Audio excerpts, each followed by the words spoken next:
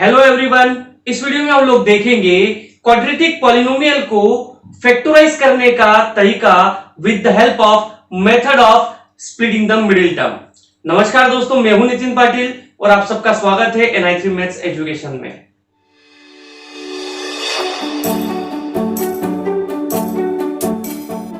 दोस्तों, हम लोगों का सबसे पहला क्वेश्चन है फैक्टराइज x² + 5x - 36। हम शुरुआत में एक सिंपल क्वेश्चन से स्टार्ट कर रहे हैं। इसे हम लोगों को करना है फैक्टराइज।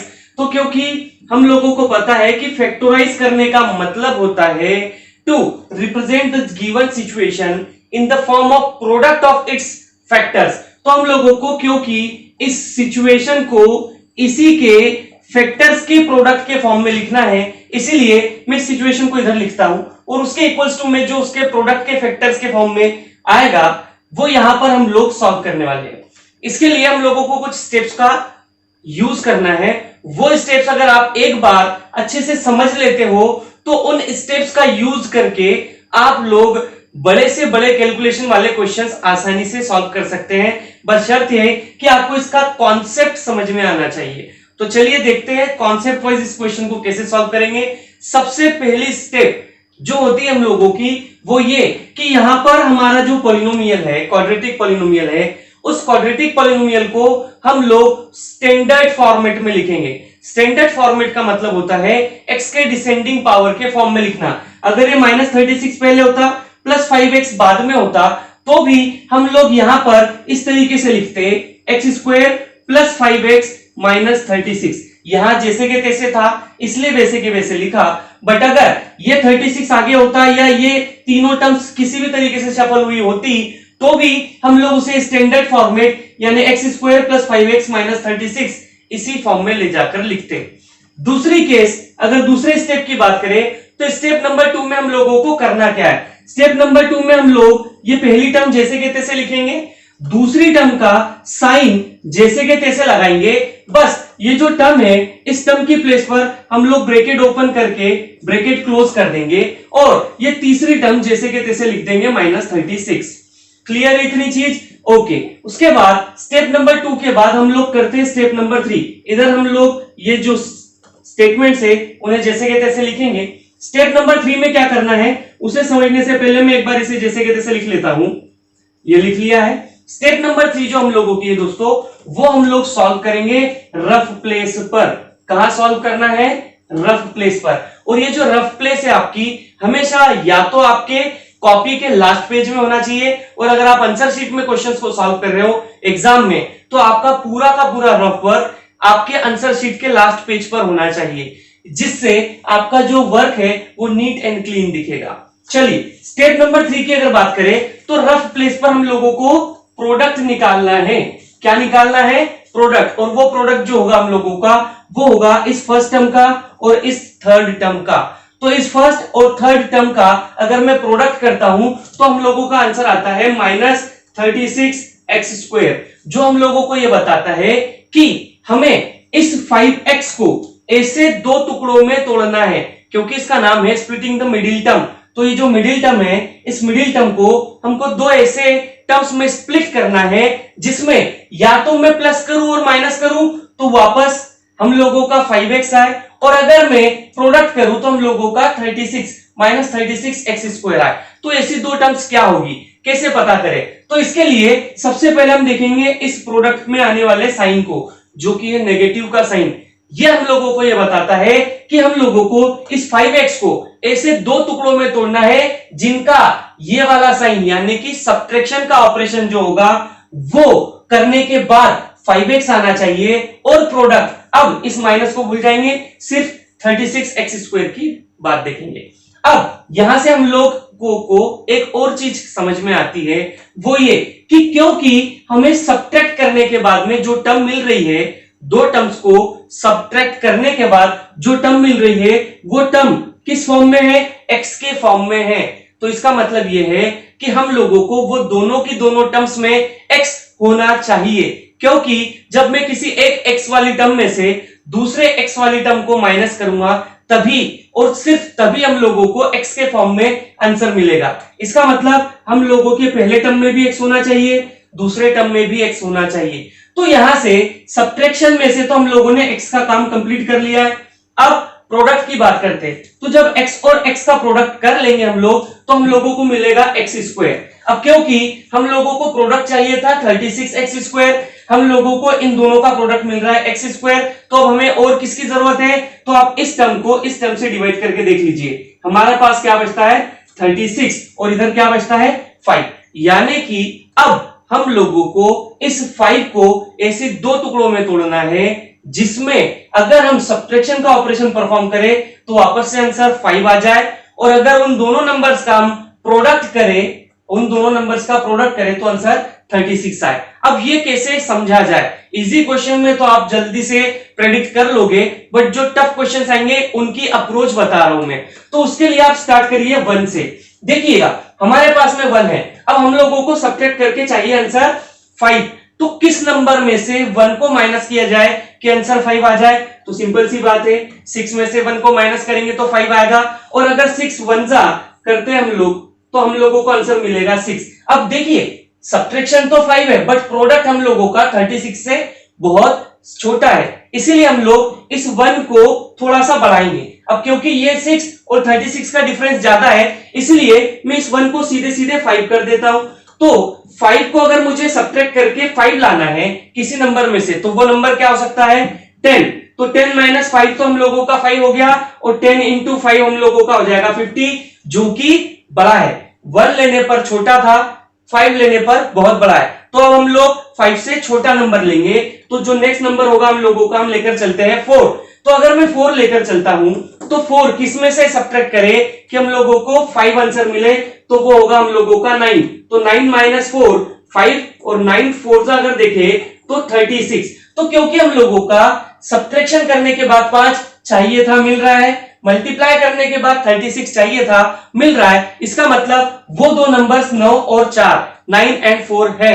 अब इसमें जो नंबर बड़ा होगा उस नंबर को हम लोग लिखेंगे पहले, जो नंबर छोटा होगा उस नंबर को हम लोग लिखेंगे बाद में। तो इस तरीके से अब हम लोगों ने इसे स्प्लिट कर दिया है। अब क्या करना है, स्टेप नंबर 4, ये स्टेप नंबर 3 थोड़ी बड़ी थी, स्टेप नंबर 4 की बात करते हैं। तो जो हम लोगों का स्टेप नंबर 4 होगा उस स्टेप नंबर 4 में हमको क्या करना है, ये जो ब्रैकेट है इस ब्रैकेट को हम लोगों को ओपन कर लेना है। तो ये x square as it is plus into plus 9x यानी कि plus 9x plus into minus 4x, तो प्लस माइनस माइनस, और 1 इंटू 4x यहाँ कुछ नहीं है, इसका मतलब 1 बोल सकते हैं, तो ये हो जाएगा हम लोगों का 4x माइनस का 36। अब नेक्स्ट स्टेप में, स्टेप नंबर 5 में हम लोगों को क्या करना है, अब स्टेप नंबर 5 में हम लोगों को इन्हें करना है सेपरेट। सेपरेट करने के लिए हम लोग इनमें दो नंबर्स के जोड़े बनाएंगे। क्या करेंगे, दो नंबर्स के जोड़े बनाएंगे। तो यहां से यहां तक एक जोड़ा बन गया। अब अगर मान लो मैं यही से इस तरीके से लिख देता हूं तो ये हो जाएगा गलत। क्यों गलत होगा, क्योंकि ये दोनों अभी एक दूसरे के प्रोडक्ट में आ गए, जबकि ये टर्म और ये दोनों टर्म्स आपस में प्लस या माइनस हो रही है। इसलिए हम लोगों को क्या करना होगा कि इसे सेपरेट करने के लिए ये जो माइनस का साइन है इसे निकालना होगा कॉमन, और यहां यूज करना पड़ेगा ब्रैकेट। अब देखिएगा क्योंकि हमने जैसे यहां ब्रैकेट यूज किया तो क्या हुआ, माइनस का साइन आ गया हम लोगों का कॉमन, तो ये जो माइनस का 4x था ये हो जाएगा प्लस का 4x, तो हम लोगों को यहां लिखना प्लस पड़ेगा प्लस 4x, और ये जो माइनस का 36 था इसमें से माइनस अगर कॉमन निकलता है तो माइनस 36 में से माइनस कॉमन निकलेगा तो बचेगा प्लस का 36, तो हम लोग उसे लिख देंगे यहां पर इस तरीके से। नेक्स्ट स्टेप में हम लोगों को क्या करना है कि हम लोग इसमें से ये जो टर्म दिख रही है इस टर्म में से जो कॉमन दिखेगा उसे हम लोग निकालेंगे कॉमन बाहर। तो x हमें कॉमन दिख रहा है जिसको हम लोगों ने बाहर निकाल दिया, तो x बाहर आ गया, तो बचता है यहां से x प्लस यहां से बचता है 9, यहां से माइनस जैसे के तैसे। इन दोनों टर्म्स में मुझे 4 कॉमन दिख रहा है इसलिए मैं यहां से 4 कॉमन निकालूंगा, और यहां पर ब्रैकेट यूज करके मैं यहां से लिख सकता हूं x प्लस 9। अब देखिए जब भी आप लोगों के इन दोनों ब्रैकेट्स के अंदर वाली चीजें एक दूसरे के इक्वल हो जाए इसका मतलब अभी तक की सारी प्रोसेस हम लोगों की बिल्कुल सही है। अब फाइनल जो हम लोगों की स्टेप होगी वो क्या होनी चाहिए और किस तरीके से होनी चाहिए, देखिएगा अगर मान लो मैं यहां से यहां तक ब्रैकेट लगा के इसे एक टर्म में चेंज कर लेता तो क्या है, ये एक पूरी सिंगल टर्म, ये एक पूरी सिंगल टर्म, इसमें और इसमें ये x प्लस 9 है, ये दोनों टर्म्स में कॉमन है, इसीलिए मैं इस कॉमन टर्म को निकालता हूं बाहर। और ये जो ब्रैकेट बचा है हमारा दूसरा वाला, इस ब्रैकेट में क्या बचा है x, और ये तो बाहर निकल चुका है, यहां से बचा है -4, ये भी बाहर निकल चुका है, ब्रैकेट क्लोज। और इस तरीके से ये चुका है हम लोगों का फैक्टराइजेशन x² + 5x - 36 का। चलिए अब उसी कॉन्सेप्ट का यूज करके हम लोग थोड़ा टफ क्वेश्चन सॉल्व करके देखते हैं, जो कि है फैक्टराइज 3x² + 40 - 10√5x। अब हम लोगों को यहां पर इसे करना है फैक्टराइज, तो क्योंकि 3x² + 40 - 10√5 को मुझे x को करना है फैक्टराइज, तो हम लोगों ने इसे इस तरीके से लिख दिया यहां पर। अब स्टेप नंबर 1 की अगर बात करें तो स्टेप नंबर 1 क्या कहती है कि हमें इस पॉलिनोमियल को x की डिसेंडिंग पावर के फॉर्म में लिखना है, यानी स्टैंडर्ड फॉर्मेट में लिखना है। तो इसका स्टैंडर्ड फॉर्मेट होगा 3x² - 10√5x + 40। तो अब हम लोगों का स्टैंडर्ड फॉर्मेट आ चुका है। स्टेप नंबर 2 की बात करते हैं, तो स्टेप नंबर 2 में हम लोग यहां से 3x² लिखेंगे, दूसरी टर्म का साइन लगाएंगे, ब्रैकेट ओपन करेंगे, ब्रैकेट क्लोज करेंगे और +40 लिख देंगे। यहीं पर आप तीसरी स्टेप अप्लाई कर सकते हो अगर समझ में आ गई हो तो, और नहीं तो आप लोग उसे थर्ड स्टेप को नेक्स्ट स्टेप में भी सॉल्व कर सकते हो, जो कि होगी 3x² - bracket open bracket close +40। अब देखिएगा रफ प्लेस की बात करते हैं हम लोग कि रफ प्लेस पर हम लोगों को क्या लिखना है, प्रोडक्ट किसका निकलेगा हम लोगों का 3x² + 40, तो 340 120x², जो कि आने वाला है प्लस का, तो +120x² हम लोगों का आंसर है। यहां से ये जो प्लस का साइन है इसका काम यहां से खत्म करके हम लोग लिख देते हैं यहां पर। इसे लिखने के बाद यहां से प्लस का सा काम हो चुका है खत्म। अब हमको समझ में आता है कि ऐसी दो टर्म्स ढूंढना है जिनका सम 10√5x होना चाहिए और जिनका प्रोडक्ट 120x² होना चाहिए, क्योंकि सम √5x के फॉर्म में है। देखिएगा दो टर्म्स को ऐड करने के बाद अगर √5x के फॉर्म में आंसर आ रहा है, इसका मतलब यह है कि दोनों टर्म्स में √5x इधर भी होगा और √5x इधर भी होगा। तो अब √5x का काम एडिशन में से तो हम लोगों ने कर लिया। अगर प्रोडक्ट की बात करें तो √5x × √5x, जो कि होता है 5x², x² से x² कैंसिल हो गया और इससे ये कैंसिल होता है 24 टाइम्स। तो अब हम लोगों का प्रोडक्ट जो बचता है वो बचता है 24।